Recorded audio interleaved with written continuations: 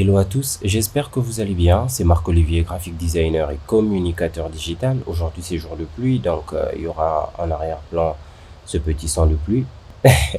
Mais ça ne va pas nous empêcher de faire la vidéo du jour, ok?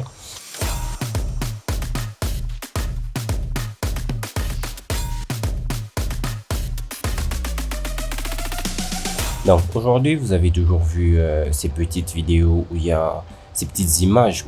Il y a un joueur que vous voyez dupliquer en plusieurs et tout. C'est souvent utilisé pour les communications des clubs et tout, pour l'arrivée d'un joueur, euh, communiquer sur ses nombres de buts et tout ce genre de choses.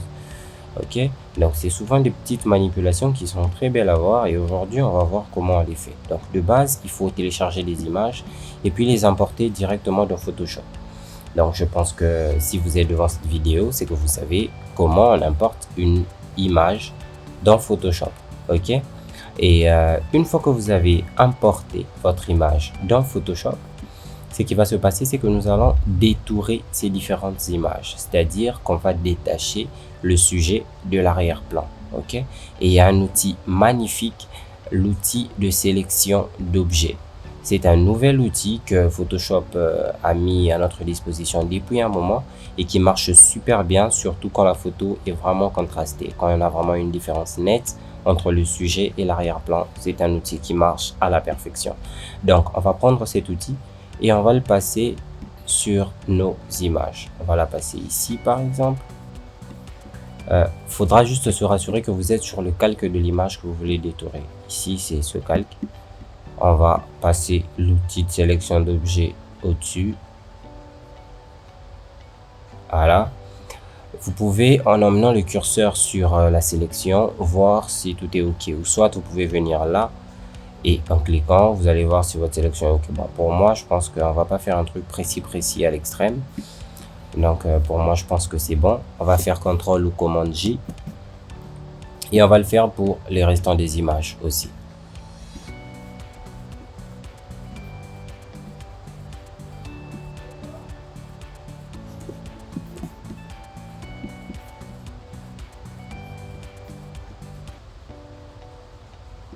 Ok, une fois que c'est fait, on va pouvoir faire partir ça et on va pouvoir faire partir ça. Vous voyez qu'on a déjà des images et tout ça qui sont quand même détourées. C'est pas parfait, mais ici n'est pas la question. Donc aujourd'hui, on va juste vous montrer comment vous pouvez atteindre ce genre de résultat. Ok, donc une fois qu'on a fait ça, on agrandit l'image du bas. On va plutôt rogner vraiment en rectangle cette image. On va faire CTRL J ou commande J. Une fois que c'est fait, on va supprimer ça. Et puis voilà, on a nos trois images qui sont là. On va poser cette image au beau milieu. Et puis on va prendre ce calque, on va le faire monter au-dessus. On va prendre celui-ci, on va le faire monter au-dessus. Ça nous fait trois calques magnifiques. Voilà. Et celui-là aussi, on va le monter jusque là et voilà ce que ça donne. Voilà. Et après, on va faire ce que nous savons faire de mieux, c'est-à-dire de la photo manipulation. Ok, on va venir là, on va changer une couleur, on va prendre cette couleur, on va venir ici, on va passer en noir. Ok, donc ça nous crée un calque de couleur noire. Ok, il faut juste venir là, cliquer sur couleur unie et ça va automatiquement vous créer un calque de couleur noire en arrière-plan. Ok, et ce qu'on va faire une fois qu'on a ce calque de couleur noire, c'est qu'on va venir là, on va créer un masque. On va créer un masque de fusion et puis on va prendre le pinceau pour gommer les contours de l'image pour que ça ne soit pas net et tout machin. On va gommer les contours de l'image. On va venir là, on va baisser un peu le pinceau. Je pense que si vous n'avez pas suivi la vidéo sur les masques de fusion, vous n'allez peut-être pas comprendre ce que je suis en train de faire. Donc je vous mets la vidéo en lien, comme ça vous allez suivre la vidéo sur les masques de fusion et vous allez un peu mieux comprendre ce que je suis en train de faire en ce moment. Ok, donc on va passer Messi de l'autre côté. Vous voyez déjà que ça commence à donner quelque chose d'assez, je peux dire, intéressant. Donc on a nos 3 images qui sont là. On va prendre celle-ci, on va la passer en noir et blanc. Pour ça, on va venir dans images, réglages et puis noir et blanc. Ok, on va valider juste comme ça. Ça nous fait un truc du genre. Je pense que c'est bon. On va aller sur Google. On va chercher une image du genre light. On va chercher une image du genre light. On va prendre celle-ci. On va faire un copier. On va revenir dans Photoshop. On va coller cette image qu'on a récupérée sur Google. Et voilà, on va la coller. On va venir dans filtre, flou gaussien. On va rajouter un peu de flou à cette image. Voilà, on va la convertir d'abord en objet dynamique pour pouvoir nous permettre de bouger le flou gaussien. Et voilà, là je pense que on est bon. Et une fois qu'on a fait ça, on va ajuster les modes de fusion. Ça nous fait un truc. Ça commence à ressembler à quelque chose. Vous en conviendrez avec moi. Ça commence vraiment à ressembler à quelque chose. Et c'est pas encore parfait. En tout cas, c'est pas encore parfait. On va faire CTRL G. On va venir ici. On va changer le mode de fusion. Bizarre. Donc voilà un peu. Voilà un peu ce que ça peut nous donner. Et on peut rajouter juste un petit texte où on va écrire The Goat.